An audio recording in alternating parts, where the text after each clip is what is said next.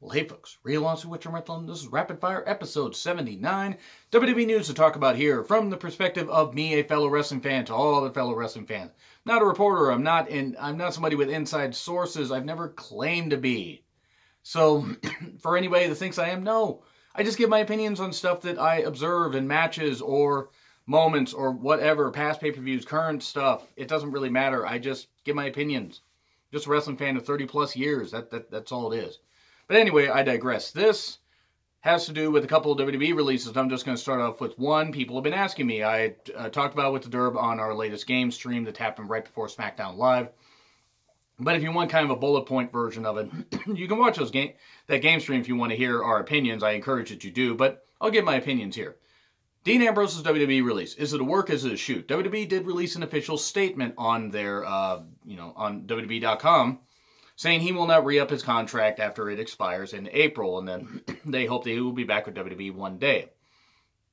Is it a work? Is it a shoot?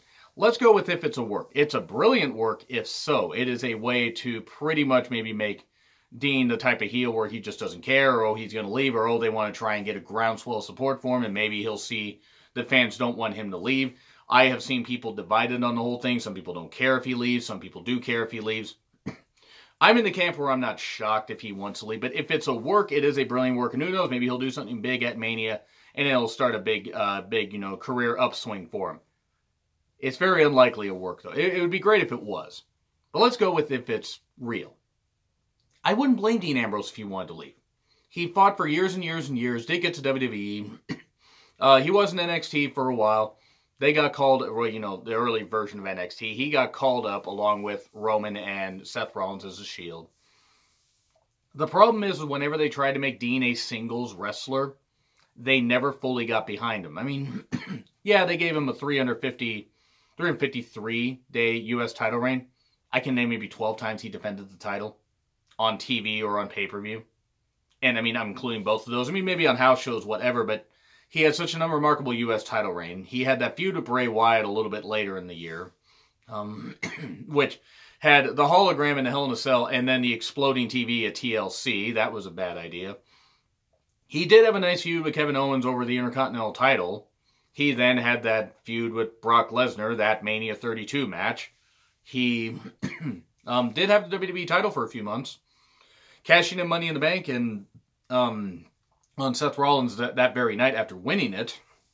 But then he had a fairly unremarkable title reign. He had a Shield triple threat at Battleground. He had that feud with Dolph Ziggler, which actually wasn't that bad, but they kind of undermined the whole thing. And then he lost it to AJ Styles. Feuded with AJ Styles for a number of months. And then feuded with Baron Corbin over the Intercontinental title into Mania 33. It just, every time it seemed like they could have done something big with Ambrose, him being a face didn't bother me. Him being a heel didn't bother me. But the problem is they made him just this totally ridiculous prop comic bullshit guy when he doesn't like hokey shit. And you can tell he doesn't.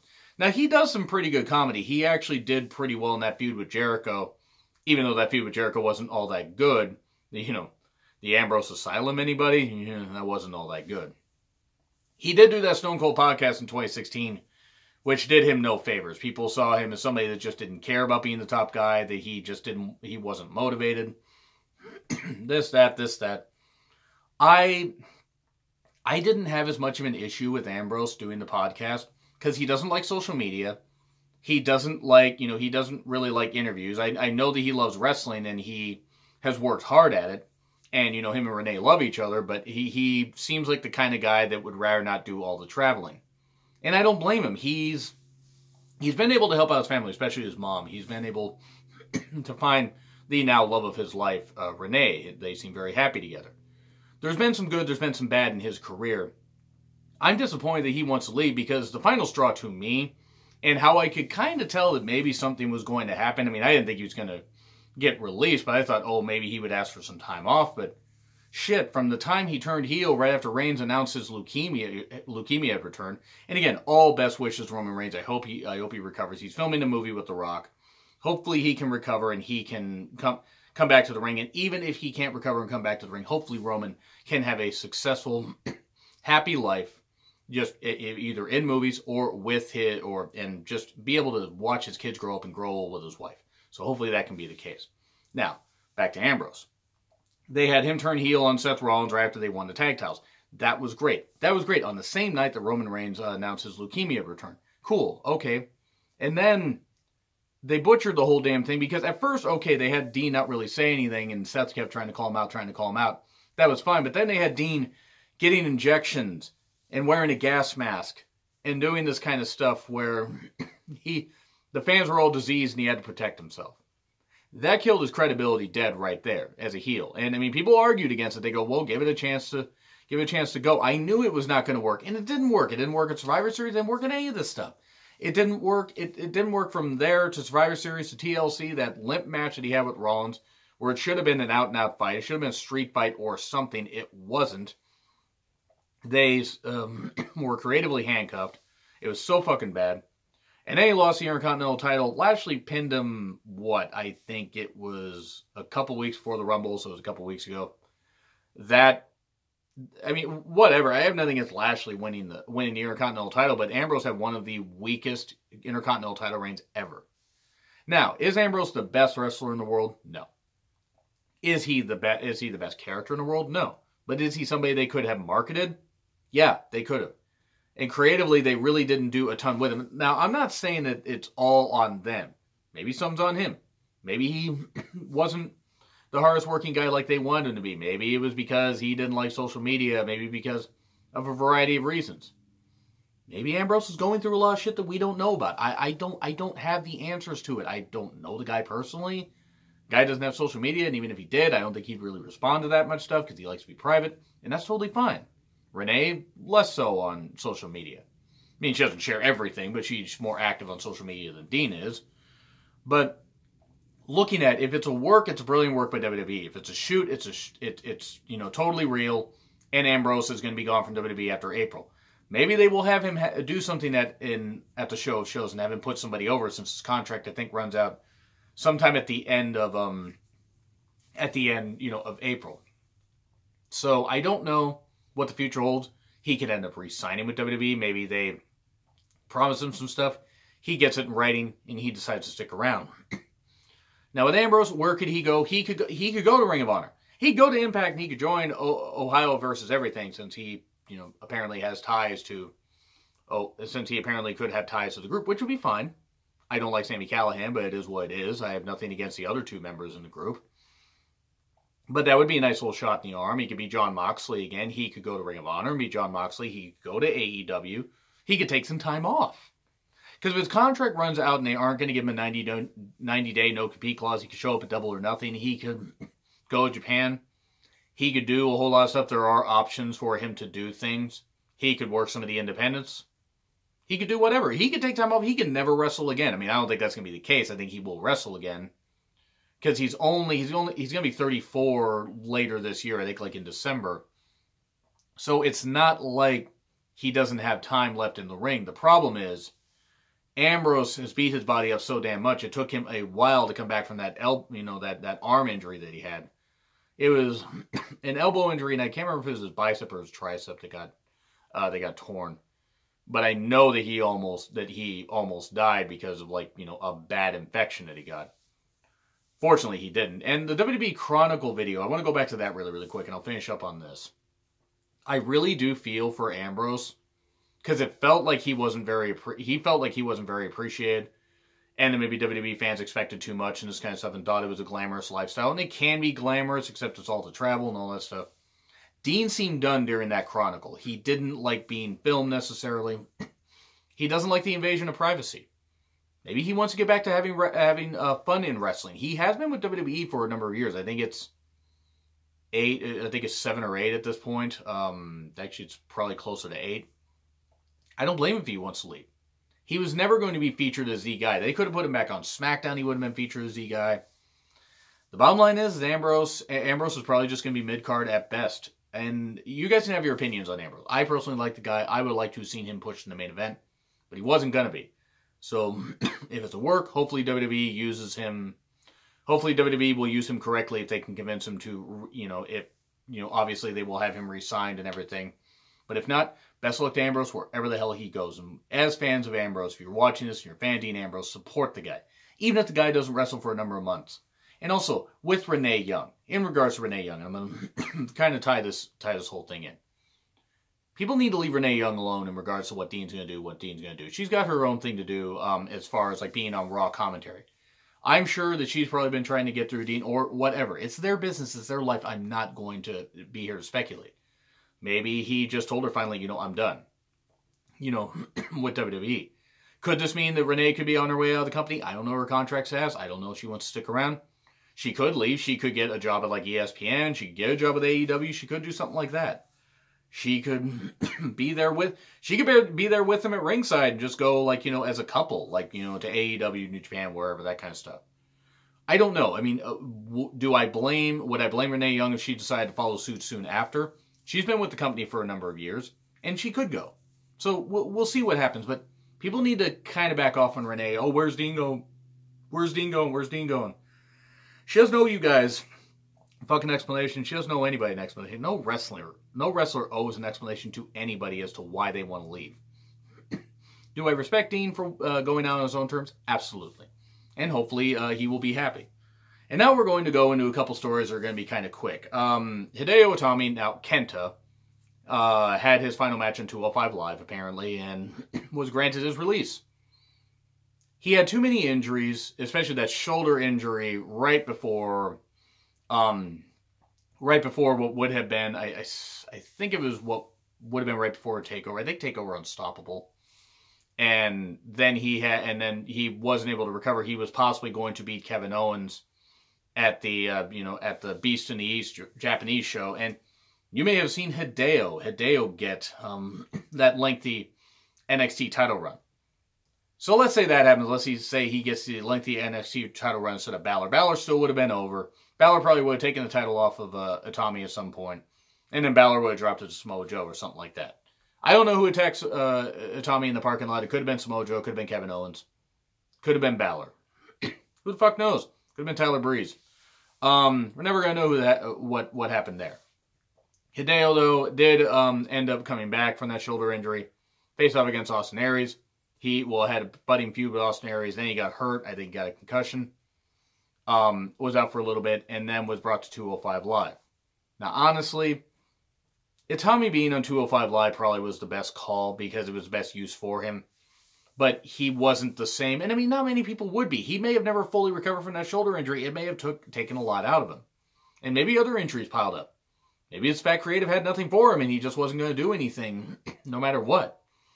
I didn't think that he was going to be more than a mid-card champion, but it would have been interesting to see what happened had that shoulder injury not occurred. But still, best of luck to Kenta, Hideo, Kenta. Maybe he goes back to Pro Wrestling Noah. Maybe he shows up in New Japan. Maybe he makes a shot in AEW. Maybe he makes a shot wherever.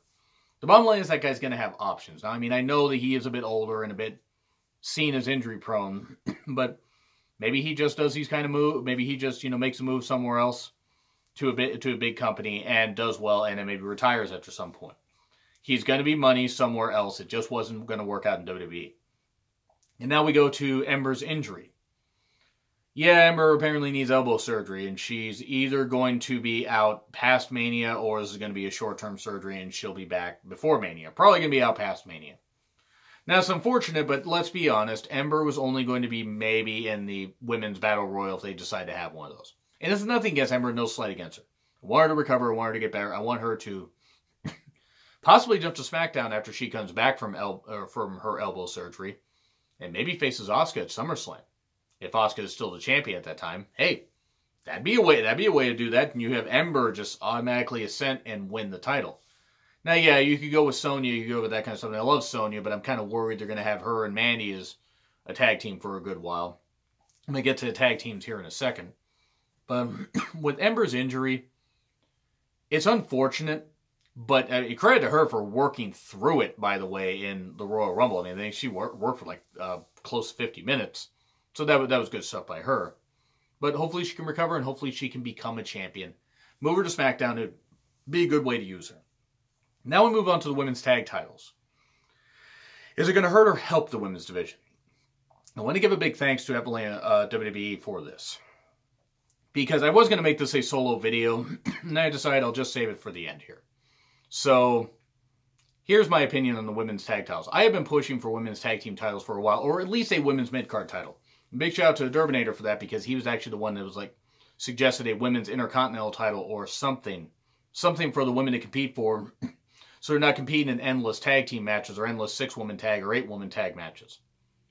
A tag team title isn't bad except for one thing.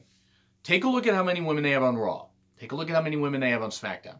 Now, take the women that are usually in the WWE title picture out of that. Take the women that are usually in the you know, for Raw, and then on SmackDown, take the women out of each respective title picture, the main title. Take them out, and then what do you got left? Some teams that could be good, but not a lot of them.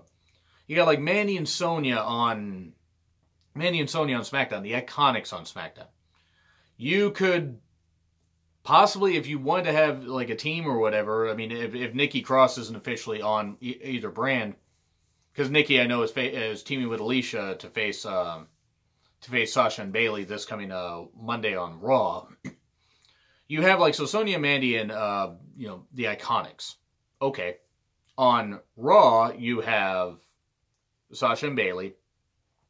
You have Nia and Tamina, Alexa and Mickey, even whatever, and then they were going to have Natty and Ember, but Ember got injured.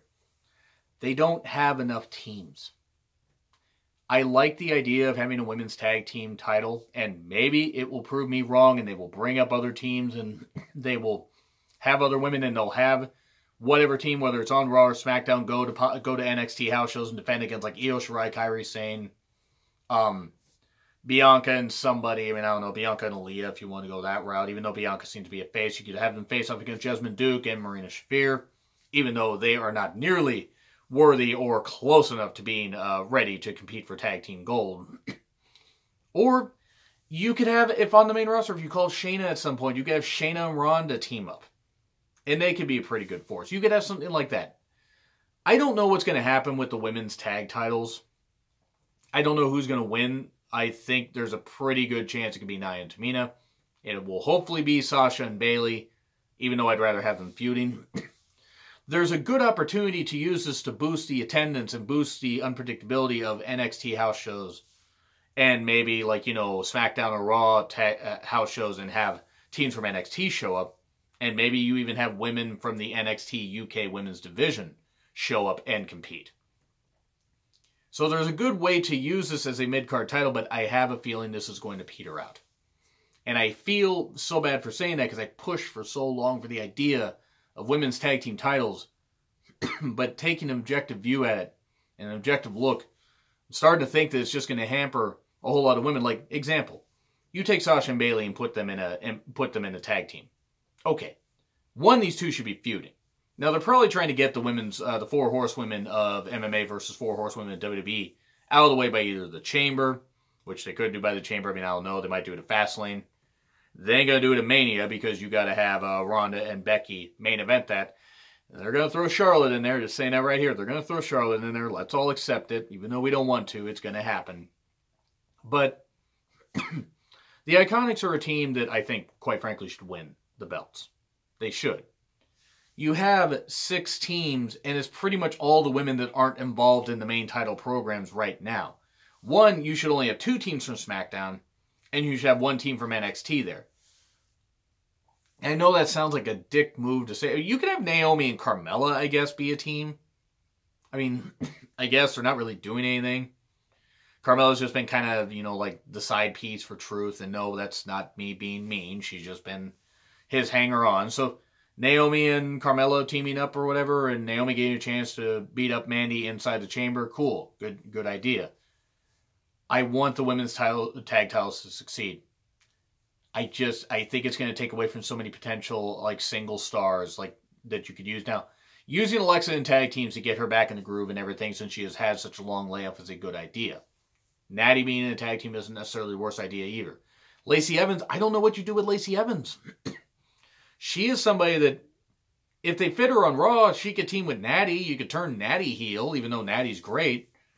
That would actually probably be better, because you would have the South and the Great White North, because, you know, where Natty comes from. But the idea, I mean, you get my point. I mean, Canadian ties and stuff like that. It would just make so much more sense to use a women's intercontinental title. Just looking at this, I'm really starting to regret that I pushed for this idea. I mean, I'm not saying I'm the sole influence, because other people did. And the women can make it work. I will not say that the women will not work extremely hard to make this work. The Iconics are ideal women's tag team champions, but I would not be surprised if this flames out in a year. I would not be surprised if this flames out maybe by next Mania. Maybe it goes to Mania 37. But unless they're going to start featuring more women on Raw and SmackDown and featuring them in tag teams, you're going to have the same teams against the same teams for months on end. One team on Raw, and you know what? They have the tag champions either on Raw and then defended on SmackDown here and there, or on SmackDown and then defended on Raw here and there. It can. I'm just not optimistic it's going to work. I'm just not. And Sonya, who I feel is a breakout star, is going to get marginalized in a tag team. And there's nothing against Mandy. Mandy has gotten better. They are adding a bit of a layer to this Naomi feud. Mandy could be a better single star maybe than I originally thought. But I think Sonya is the one that could be. And I'm starting to worry that this may hold some women back more than it will help. I could be totally wrong. We will see what happens. But anyway, that's all I have to say. So what do you guys think? Let me know in the comments. Like, share, subscribe. Twitter handle in the description. Spend real honesty with John Ritlin, and I will see you soon.